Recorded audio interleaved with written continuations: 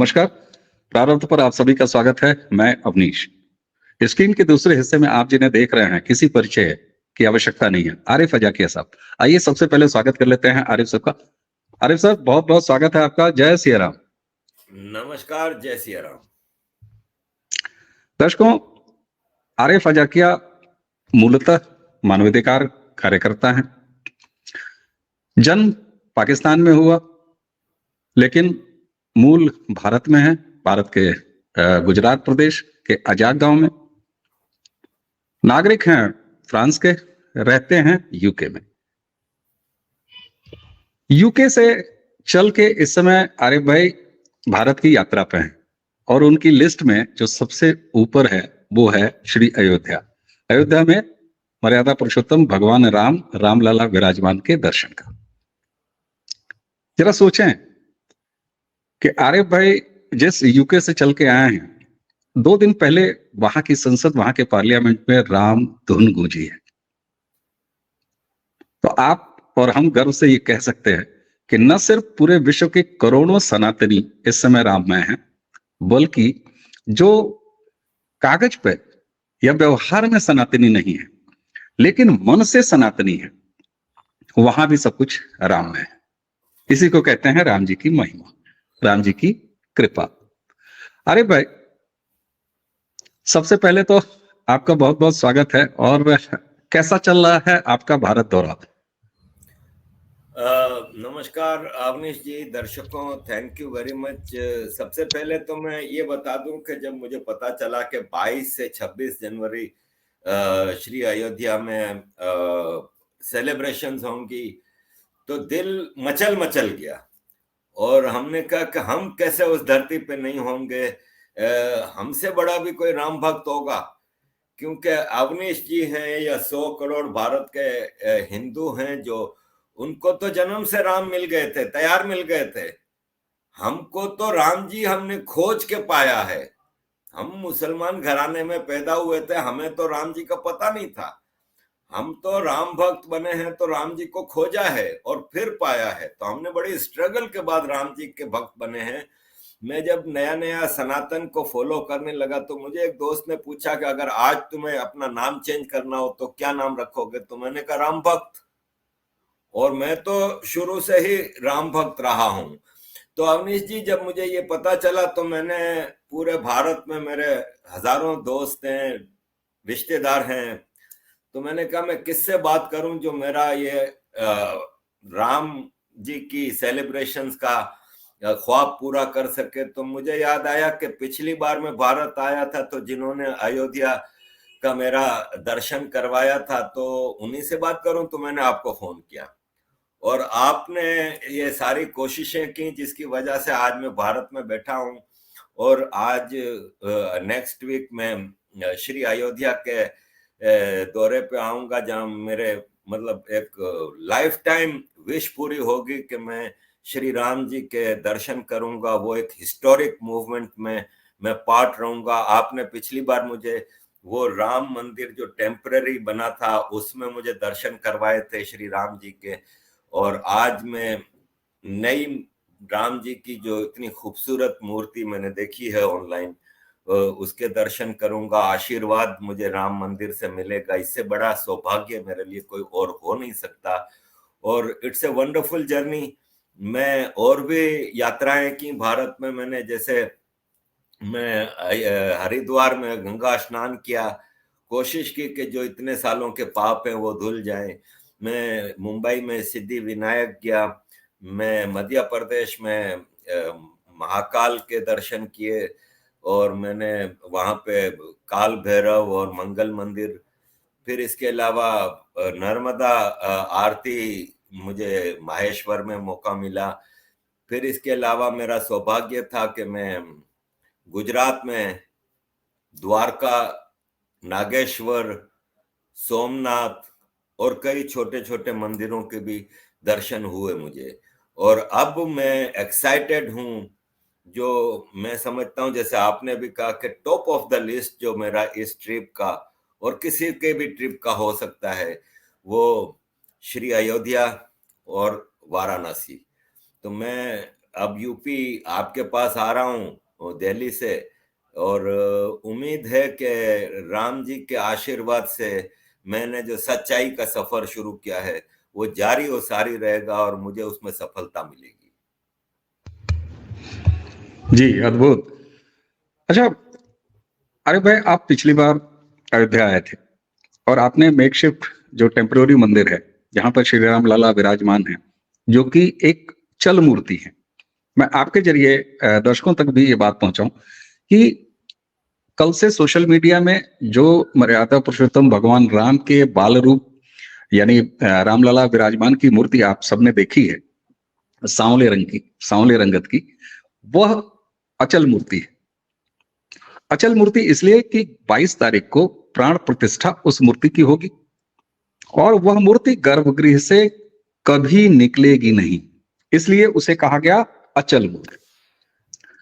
अभी तक अस्थाई मंदिर में जिस छोटे से विग्रह का दर्शन हम सभी करते हैं, जो कभी 6 दिसंबर 1992 तक उस सफेद चूने वाली इमारत में रहे, उसके बाद टेंट में रहे और टेंट के बाद अब अस्थाई मंदिर में है, उन्हें चल मूर्ति कहा गया है या उत्सव मूर्ति। वह रामलला विराजमान भी उस नई जो मूर्ति है 51 इंच की, उसके ठीक सामने विराजमान होंगे और उन्हें अचल मूर्ति चल मूर्ति इसलिए कहा गया है क्योंकि कई ऐसी अयोध्या में परंपराएं हैं आरिफ जी कि जब रामलला वहां जाते हैं, यानी रामलला अपने स्थान से उठ के, जैसे एक मणि पर्वत पे झूला मेला होता है, वहीं अयोध्या में मैं प्रयास करूंगा कि अयोध्या के दौरान आपको उस मणि पर्वत के भी दर्शन कराऊं। वहां जब झूला मेला लगता है तो रामलला छोटे वाले मेला घूमने जाते हैं, बाकायदे पालकी में सवार होके। तो इसलिए वह चल मूर्ति उसी मंदिर के गर्भगृह में होगी और जब जब जिस जिस अनुष्ठानों में उन्हें जाना होगा परंपरा के तौर पर, वो मूर्ति निकलेगी गर्भगृह से और वहां की यात्रा करेगी और फिर वापस गर्भगृह में आ जाएगी।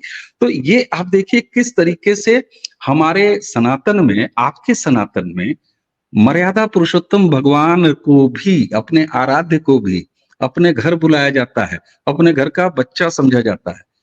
आप यह देखिए, आपने तमाम यात्राएं की, आप सोमनाथ गए, आप ऋषिकेश, हरिद्वार, ये सारी चीजें, आप तो सनातन को जीते हैं। आपसे सनातन के बारे में मैं क्या आपका परिचय कराऊंगा, मेरी क्या बिसात है। लेकिन सनातन वंशियों के इस सैकड़ों साल के धैर्य को,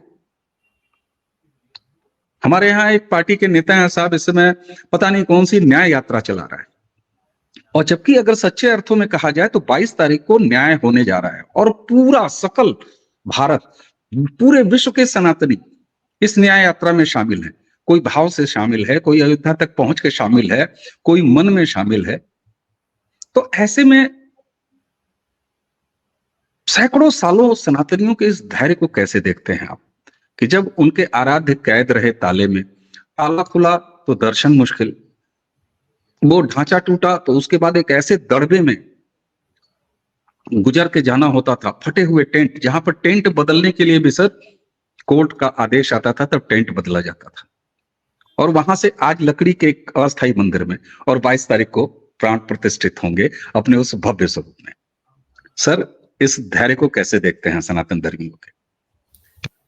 देखें, श्री प्रभु जय श्री राम कहते हैं हम लोग, तो इसका मैंने एक अनुभव भी देखा है और मैं इनकी चीजों को जो है, एक मिसाल ले लें कि एक हॉल है, इसमें कोई प्रोग्राम हो रहा है, कोई स्पीचेस हो रही हैं, कोई कॉन्फ्रेंस हो रही है, उसमें अचानक एक आदमी खड़ा होके जय श्री राम बोल देता है ना, तो कोई हड़बोल नहीं मचती। सब समझ जाते हैं कि एक आदमी है जो पीसफुल है और पीस को फॉलो करता है, वो है।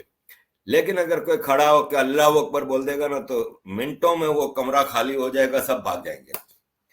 तो ये जय श्री राम का और दूसरों का फर्क है। प्रभु श्री राम एक पीस की मिसाल है। मैं जब नया नया सनातन को फॉलो कर रहा था तो मुझे कुछ दोस्तों ने पूछा कि तुम किस हिसाब में श्री राम को इतना मानते हो? तो मैंने कहा मेरा मानना यह है कि श्री राम जब विराजमान थे अयोध्या में और राम राज्य चल रहा था, तो उसमें मेरे पुरखों के लोग बड़े अमन से, सुकून से रहते थे, भाईचारे से रहते थे, और यह है कि एक बड़ा माहौल था। तो आज वो जो सपना पूरा हो रहा है, ये पीसफुल हिंदू धर्म के लोगों का सपना है, जिन्होंने 500 साल सब्र किया। मतलब आप ये देखें कि जब किसी और धर्म की बात आती है, जैसे स्पेन में 1492 में मलिका इजाबेल ने जब स्पेन फतह कर लिया, मुसलमानों को शिकस्त दे दी उधर, और गरनाता की आखिरी सल्तनत खत्म हुई, तो मलिका इजाबेल ने एक ऑर्डर दिया कि सारी मस्जिदें खत्म कर दी जाएं और एक भी मस्जिद नहीं छोड़ी गई। इसी तरह दूसरे, ये तो क्रिश्चियनिटी हो गई, ऐसे मुसलमान जहां पे गए, जैसे पाकिस्तान में, भारत का हिस्सा था पाकिस्तान, लेकिन पाकिस्तान बनते ही हजारों मंदिर गुरुद्वारे सब तोड़ दिए। लेकिन ये हिंदुओं का बड़ापन है कि उनके प्रभु की जन्म भूमि पे एक मस्जिद बनी हुई थी, इल्लीगल मस्जिद बनी हुई थी, उसको खत्म करने के लिए हर कानूनी रास्ता इख्तियार किया, और आर्कियोलॉजिकल डिपार्टमेंट के सर्वे हुए, इसके बाद कोर्ट के आदेश आए, तो इसके बाद ये मंदिर बनना शुरू हुआ। इससे बड़ी मिसाल आपको मैनकाइंड की हिस्ट्री में नहीं मिलेगी कि किस तरह पीसफुली किसी ने 500 साल सब्र करके अपने भगवान की जन्मभूमि को वापस लिया। अभी आपके साथ ही मैं मथुरा गया था, और आपने शायद मेरे चेहरे पे वो दुख देखा था जब मैंने देखा था कि श्री कृष्ण जी की जन्मभूमि पे एक मस्जिद खड़ी है। और अब मैं बनारस जाऊंगा तो वहां पे भी ऐसी ही कोई सिचुएशन है। तो इससे ज्यादा सब्र कोई कौम क्या कर सकती है कि जिनके भगवानों के, अब जैसे आपने अभी देखा होगा कि श्रीमती ईरानी जी, स्मृति ईरानी जी गई थी यही मदीना, तो उस पे हंगामा मचा दिया पाकिस्तान के मुसलमानों ने कि एक काफिर औरत कैसे मदीना पहुंच गई। मैं उस वक्त सोमनाथ में था, और मेरे सामने, मैं जहां खड़ा चाय पी रहा था, सामने एक बहुत बड़ी मस्जिद थी, और जब मैं ये मोबाइल पे खबर पड़ी, मैं हैरान रह गया कि इनकी हिपोक्रेसी देखें कि श्री सोमनाथ में मस्जिदें हैं, कृष्ण नगरी पे मस्जिद, राम जी की जन्मभूमि पे मस्जिद, बनारस में शिव जी के स्थान पे मस्जिद, लेकिन एक औरत जो कि अपना मुसलमानों का काम करने गई थी, कि वो माइनॉरिटीज अफेयर्स की मिनिस्टर हैं, और वो देखने गई थी कि वो भारत के मुसलमान जब हज करने जाएंगे तो उनको कौन कौन सी सहूलतें हैं, उनके लिए सहूलतें देखने गई थी। क्योंकि हज और उम्रे में ये होता है कि 5 वक्त की नमाज पढ़नी होती है।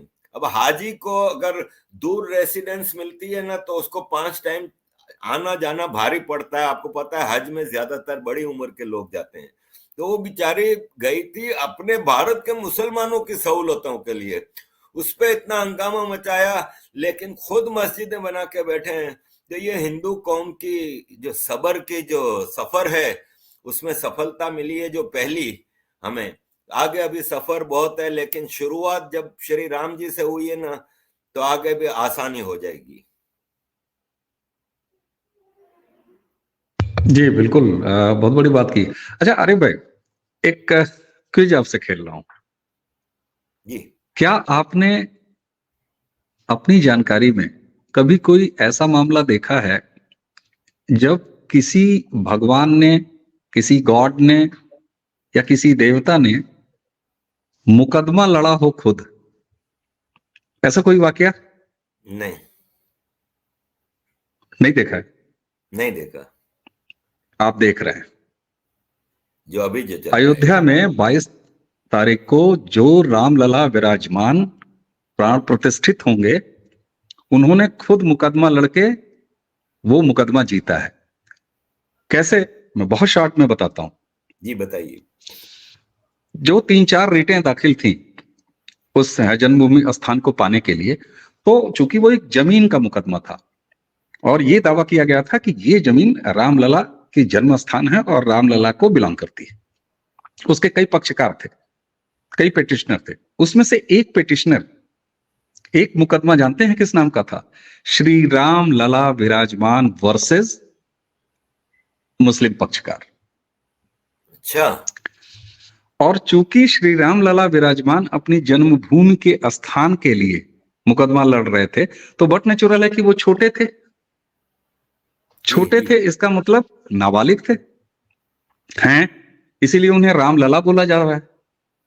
तो चूंकि भारत में, या मुझे लगता है कि बाकी सब जगह ऐसा होता होगा कि कोई नाबालिग जो है कोर्ट में मुकदमा नहीं लड़ सकता, उसको किसी बड़े का सहारा चाहिए होता है। तो उस मुकदमे में जो पिटिशनर थे उनके डिपोनेंट थे श्री रामलला। सही। और वो जो सुप्रीम कोर्ट ने फैसला दिया है, उस फैसले में जो मेन डोम जिसके नीचे का विग्रह का स्थान, उसके डिसीजन में लिखा है कि ये लैंड बिलोंग करती है श्री राम लला विराजमान को। वाह। तो आप जरा सनातन का धैर्य देखिए कि वहां मर्यादा पुरुषोत्तम भगवान राम खुद अपने जन्म स्थान की जमीन के लिए मुकदमा लड़ते हैं और मुकदमा लड़के जीतते हैं, और जीतने के बाद अब 22 तारीख को प्राण प्रतिष्ठित होंगे। तो ये आप इसे सनातन की का धैर्य कह लीजिए, सनातन की महत्ता कह लीजिए। और अब तो इस आधार पर भारत के सुप्रीम कोर्ट ने जो फैसला दिया, रामलला विराजमान को दिया, बाकी लोगों ने जीतने के बाद अपनी जमीनें रामलला को दान की हैं कि लीजिए लीजिए, और तब वो पूरा इलाका 70 एकड़ का है। सही कह रहे हैं, बिल्कुल सही कह तो रहे हैं। हमने, सनातन ने तो अपने मर्यादा पुरुषोत्तम आराध्य देव को जीवित देख लिया साहब। आज के इस कलयुग में जीवित देखा है, तभी तो मुकदमा लड़े हैं और जीते हैं। तो ये सनातन का अपना एक किरदार है जो कि दुनिया देख रही है। अच्छा आरिफ साहब, आप यूके में रहते हैं, वैश्विक बहुत सारे जो इंटरनेशनल इश्यूज हैं उस पर आपकी लगातार निगाहें भी रहती हैं। हालिया दौर में फ्रांस में जो हुआ, फलस्तीन में और इजराइल में जो कुछ चल रहा है, ये सारी चीजों के बीच में 140 करोड़ की आबादी, जिसमें बहुसंख्यक आबादी सनातन वंशियों की है और जो इतना धैर्यवान है, तो आगे वैश्विक पॉलिटिक्स यानी जियो पॉलिटिक्स में भारत की एक भूमिका आप महाशक्ति के रूप में ज्यादा देखते हैं या विश्व गुरु के रूप में ज्यादा देखते हैं? देखिए, भारत ने जिस तेजी से अपनी इंटरनेशनल प्रेजेंस को स्ट्रॉन्ग किया है पिछले कुछ सालों में, वो इनक्रेडिबल है। परसों डेवोस स्विट्जरलैंड में वर्ल्ड इकोनॉमिक फोरम के इजलास में पाकिस्तान के पपिट प्राइम मिनिस्टर भी थे, दुनिया जहां के लीडर थे, वहीं अमेरिका के फॉरेन मिनिस्टर सेक्रेटरी ब्लिंकन भी थे। तो सेक्रेटरी ब्लिंकन की प्रेस कॉन्फ्रेंस में उनसे सवाल किया गया कि भारत में हिंदू नेशनलिस्ट इतनी ज्यादा राइज पे हैं, तो उसका भारत की प्रोग्रेस पे कोई फर्क पड़ेगा? तो सेक्रेटरी ब्लिंकन ने उसका जवाब कुछ इस तरह दिया कि भारत है ना, उसकी जो प्रोग्रेस की स्टोरी है ना, वो मिसाली है, पूरी दुनिया को इसको फॉलो करना चाहिए। और प्राइम मिनिस्टर नरेंद्र मोदी की लीडरशिप में भारत ने जो डेवलपमेंट किया है, इंफ्रास्ट्रक्चरल डेवलपमेंट, और दूसरा जो भारत की प्रोग्रेस है वो एग्जाम्पलरी है और पूरी दुनिया के लिए मिसाली है, और ये एक बहुत ही बड़ा दुनिया में चेंज है, ये सेक्रेटरी ब्लिंकन कहते हैं। तो आप खुद सोचें कि दुनिया की इस वक्त सबसे बड़ी पावर का सेक्रेटरी ये कहता है। देखें, भारत के फॉरेन मिनिस्टर श्री जयशंकर जी ने अभी लास्ट वीक ही कहा है कि आज दुनिया में कोई भी ऐसा इशू नहीं जिसकी सॉल्यूशन भारत की कंसल्टेंसी के बगैर हो। भारत की कंसल्टेंसी जरूरी होती है हर इशू में। भारत हम हर इशू के लिए डिस्कस किया जाता है भारत से। तो भारत की एक डेवलपमेंट जो है और जो प्रोग्रेस है इंटरनेशनल लेवल पे, वो मतलब सिर्फ दिखावे की नहीं है, क्योंकि भारत ने अचीव किया है। जब 65 साल आप वेट करते थे कि कोई आपको आके वैक्सीन देगा, और फर्क ये आ गया कि आज वैक्सीन आप सबसे पहले जो कंट्रीज ने बनाई उसमें शामिल होते हैं और खुद आप पूरी दुनिया को सप्लाई करते हैं। आप हर चीज में आत्मनिर्भर हैं, जैसे कि आप फूड ग्रेन्स में ले लें, जो कि दुनिया का सबसे इंपॉर्टेंट ऑब्जेक्ट होता है, जो चीज होती है वो फूड ग्रेन्स होते हैं।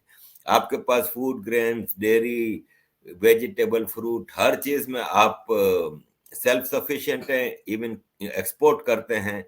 सऊदी अरब और दूसरे अरबियन गल्फ कंट्रीज में 50% उनकी जरूरत का फूड ग्रेन्स हैं, डेयरी है, सब्जी फ्रूट है, बुचरी है, वो भारत से सप्लाई होती है। इसके अलावा आयुर्वेदिक और मेडिसिन में भारत टॉप पे है। भारत ने अब वेपनरी भी बना के एक्सपोर्ट करनी शुरू कर दी है। IIS विक्रांत जैसा एयरक्राफ्ट कैरियर भारत ने खुद बनाया अपने ही मुल्क में और उसको लॉन्च किया। IT में आप देख लें कि Bharat top of the world है। एविएशन में देख लें, स्पेस प्रोग्राम में देख लें, इंफ्रास्ट्रक्चरल डेवलपमेंट में देख लें, डिजिटलाइजेशन एक रिवॉल्यूशनरी काम है। फिर सबसे जरूरी चीज जो मैं समझता हूं भारत में जो डेवलप हुई है वो है आत्मविश्वास, सेल्फ कॉन्फिडेंस, सेल्फ रेस्पेक्ट। पहले जो मैं देखता था, मैं जब दुबई वगैरह में देखता था, तो इंडियंस अपोलोजेटिक रहते थे कि यार इंफीरियरिटी कॉम्प्लेक्स में रहते थे कि हम शायद कमतर हैं इवन पाकिस्तान से। आज मैं देखता हूं यूरोप अमेरिका में, मतलब आप देखें ना अवनीश जी, इसी आपके भारत में आज से कुछ साल पहले एक फैशन था कि अमेरिका में बच्चे को पढ़ने भेजना है, यूरोप में बच्चे को पढ़ने भेजना है। आज भारत में पढ़ा हुआ एक बंदा जाके वर्ल्ड बैंक का प्रेसिडेंट बन जाता है, अजय बंगा। आज भारत में तमिलनाडु से एक लड़का पढ़ के जाता है और गूगल जैसी कंपनी का चीफ एग्जीक्यूटिव बन जाता है और कई सालों से है। माइक्रोसॉफ्ट, वो मास्टर कार्ड, मतलब आप यू नेम इट, और सारी दुनिया में इस वक्त भारत से पढ़े हुए बच्चे जाके क्या क्या कर रहे हैं, ये देख के हमें नजर आता है कि भारत में कितना सेल्फ रेस्पेक्ट, सेल्फ कॉन्फिडेंस बढ़ा है आम भारतीयों में। और आज इंडियन जहां भी जाता है फखर से कहता है कि ये रखता है पासपोर्ट और कहता है आई एम इंडियन। पहले शर्मिंदा होता था, पहले उसको ये होता था कि यार पता नहीं अगला क्या सोचेगा कि मैं कहाँ थर्ड वर्ल्ड कंट्री से हूँ, ये वो। फिर वर्ल्ड बैंक की रिपोर्ट लास्ट वीक की है कि भारत में जिस तेजी से पॉवर्टी खत्म हो रही है, तो भारत का ये इनक्रेडिबल काम है। तो मतलब मैं क्या क्या काम गिनवाऊं, तो इसके बाद फिर इसमें कोई शक नहीं रह जाता कि इस वक्त भारत है ना, उसकी आर्टिफिशियल प्रोग्रेस नहीं है, इसकी जेन्युइन प्रोग्रेस है। और मुझे उम्मीद है कि इसी तेजी से अगर ये सफर जारी रहा, और मैं समझता हूं कि इसमें और तेजी आएगी। अभी मेरा अपना एक एक्सपीरियंस कहता है कि इसमें और तेजी आएगी, क्योंकि आज से 5 साल पहले वो तेजी नहीं थी जो पिछले 5 साल में नजर आई, और उसमें भी पिछले 5 साल में 2 साल तो आपका कोविड खा गया। तो इसके बावजूद भारत इतना कुछ आगे बढ़ रहा है। तो आई एम श्योर कि जब इस देश में ईमानदारी से लोग, क्योंकि भारत के लोगों का एक पूरी दुनिया में मशहूर है, इनकी एक रेपुटेशन है कि ये ईमानदार हैं, अपने काम से, अपने प्रोफेशन से ऑनेस्ट रहते हैं, जब भी इनकी इज्जत है। फिर आप ये मामूली मिसाल ले लें कि इंग्लैंड में, यूनाइटेड किंगडम में मुसलमानों की आबादी 7 से 8% है, लेकिन जेलों में मुसलमान 50% से ज्यादा है। जबकि यूके में हिंदुओं की आबादी 4% है, लेकिन जेलों में 0% है। 29 Hindus are in UK's jail, only 29। तो वो 1% भी नहीं होते, तो 0.00 समथिंग में आते हैं। तो आप देख लें कि कितना ऑनेस्ट कौम है ये हिंदू कौम, जो गलत काम, गलत रास्ते पे। यूके का सबसे बड़ा टैक्स पेयर ग्रुप है वो हिंदूज हैं। यूके का सबसे ज्यादा जॉबलेस अलाउंस लेने वाला ग्रुप है वो मुस्लिम्स हैं। तो हिंदूज किसी पे बोझ नहीं बनते, अपने काम से ऑनेस्ट रहते हैं। तो इस सारे सिनारियों में भारत की प्रोग्रेस आर्टिफिशियल नहीं है। इंटरनेशनल लेवल पे भारत की जो एक सुपर पावर की इमेज बनती जा रही है ना, वो चाइना की जो आर्टिफिशियल एक वो है, क्योंकि चाइना का इकोनॉमिक बबल है ना, वो बहुत तेजी से फट रहा है, और भारत का स्ट्रॉन्ग फाउंडेशंस के साथ आगे है। बिल्कुल। और चूंकि आपने बड़े ये तुलनात्मक अध्ययन यूके के हवाले से हिंदू पॉपुलेशन और मुस्लिम पॉपुलेशन और उनके जेल वाली परसेंटेज पे किया, आपकी बड़ी पैनी निगाह भारत में भी रहती है और भारत के खास तौर से हमारे जो मुसलमानों के खुद मुसलमान हैं या मुसलमानों के हितैषी हैं या उनका जो पूरा एक इकोसिस्टम है जो कांग्रेस के छाया तले हमेशा पलता रहा और जिसने हमेशा एक तुष्टीकरण की राजनीति की है और आज भी आप देखिए तो वो राम पर तरह तरह की राजनीति कर रहे हैं। तो यहाँ क्या आपको एक जानकारी दे दूं, हो सकता है आप यात्रा में रहे हो फॉलो न कर पाए हो। हमारे यहाँ एक खानम अरफा बीबी हुआ करती हैं। मेरी अरफा दोस्त बीबी है, ने जी हमारा तो बड़ा प्यार का अरफा रिश्ता है, क्योंकि उनकी हर ट्वीट का मैं जवाब देता हूँ। क्या बात है। आप देखिए जरा कि अभी तक लोग ये कहते थे कि मोदी हैं तो मुमकिन है, बहुत कुछ मुमकिन है, लेकिन अब देखिए आप उससे बड़ी चीज कि राम जी की माया दवायर नाम के उस ईमानदार, आहा, जब वायर के साथ मैं ईमानदार कह रहा हूं तो दर्शक समझ सकते हैं कि मैं बैंक के अलावा और कुछ नहीं कह रहा हूं।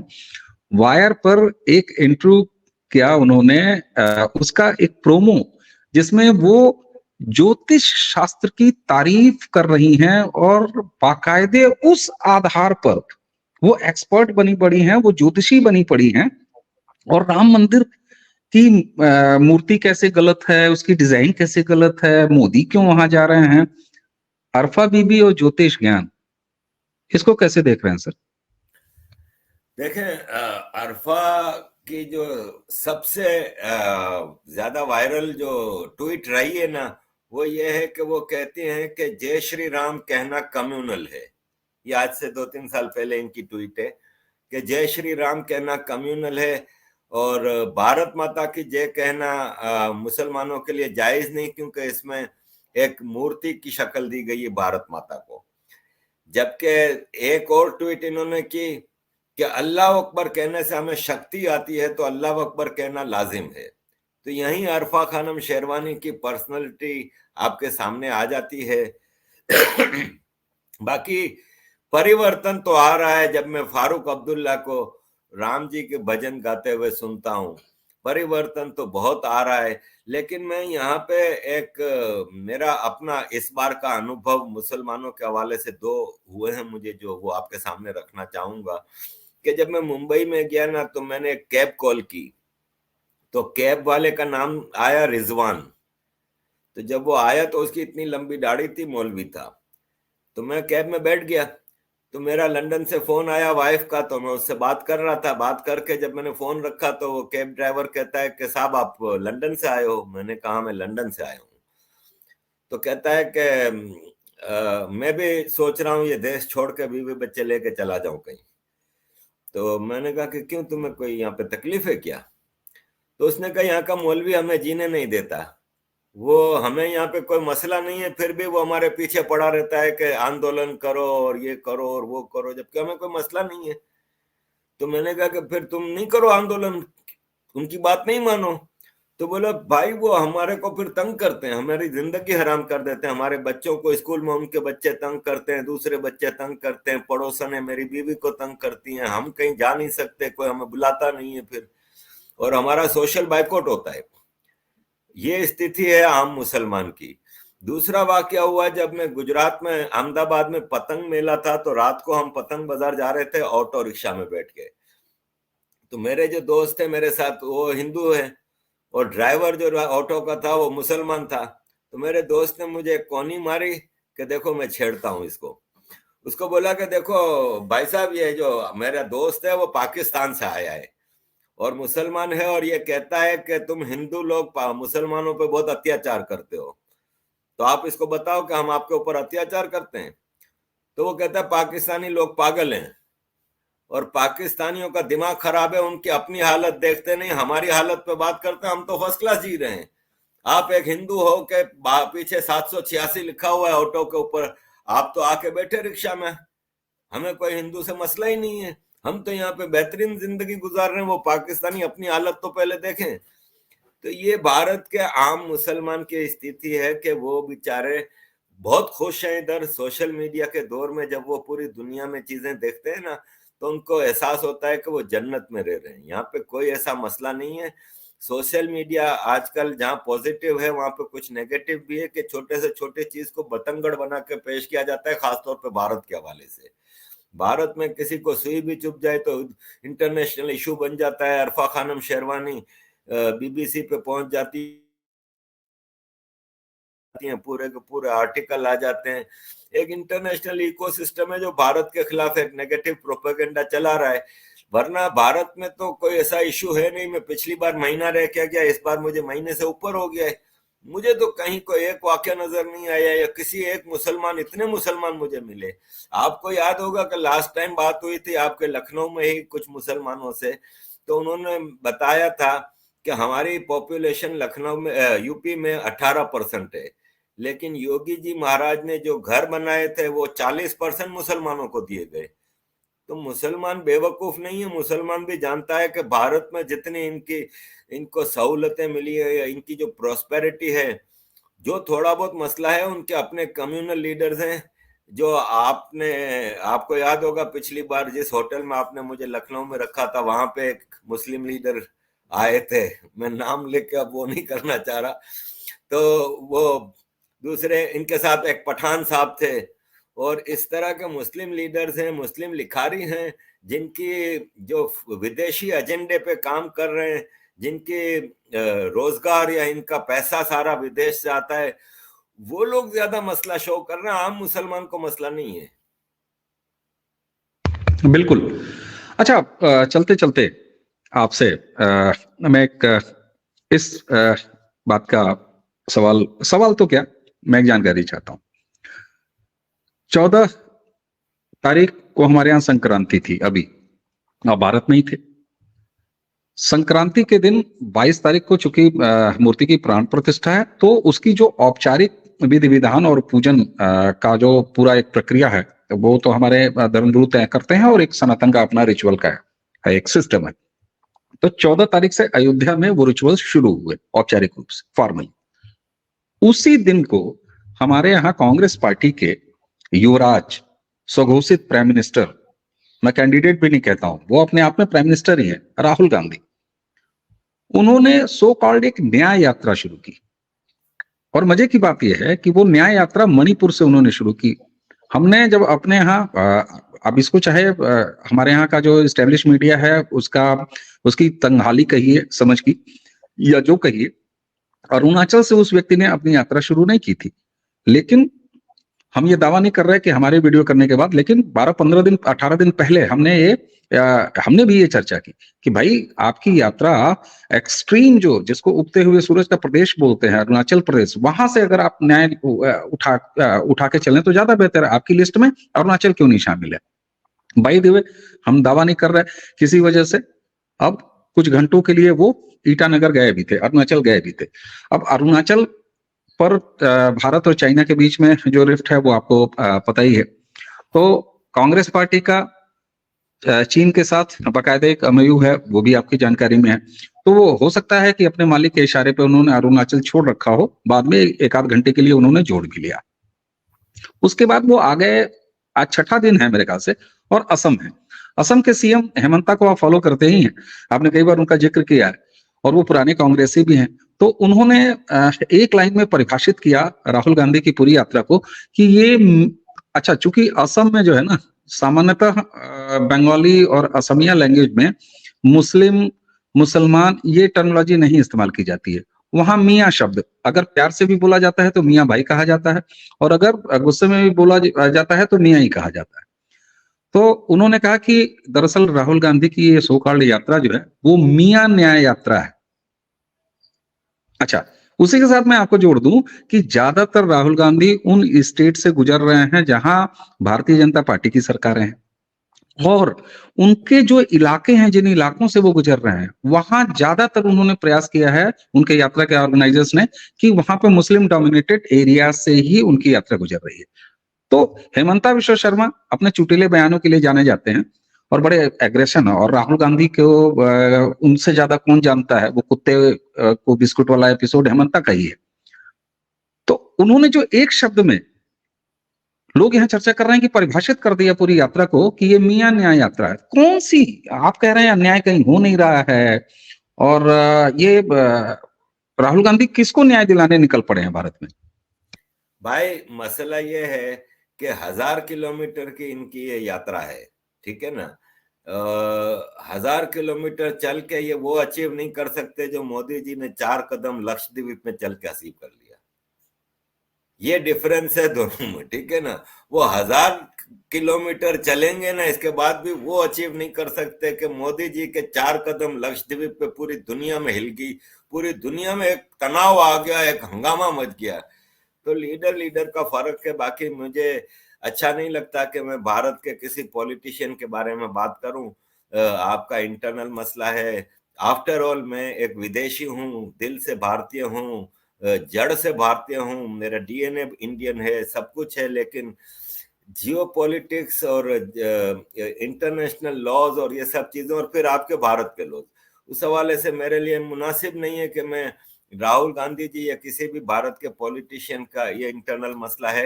लेकिन मैंने सिर्फ आपको फर्क बता दिया कि वो 1000 किलोमीटर चल के भी वो अचीव नहीं कर सकते जो मोदी जी ने 4 कदम लक्षद्वीप में चल के अचीव किया।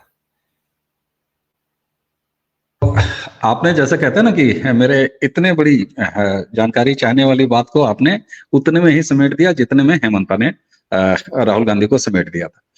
तो बिल्कुल सही बात है। और 1000 नहीं, इस बार 6 गुना, करीब 6400 किलोमीटर, 6400 किलोमीटर चलेंगे राहुल गांधी। बहरहाल मोदी है तो कुछ भी मुमकिन है। कोई ज्योतिष बना घूम रहा है। और आपने फारूक अब्दुल्ला का राम का भजन गाने की बात की। मजे की बात ये देखिए, उनसे गवाह कौन रहा था, इंटरव्यू कौन ले रहा था? कपिल सिब्बल। ये वही कपिल सिब्बल हैं जो कांग्रेस के नेता भी हैं और वकील भी हैं।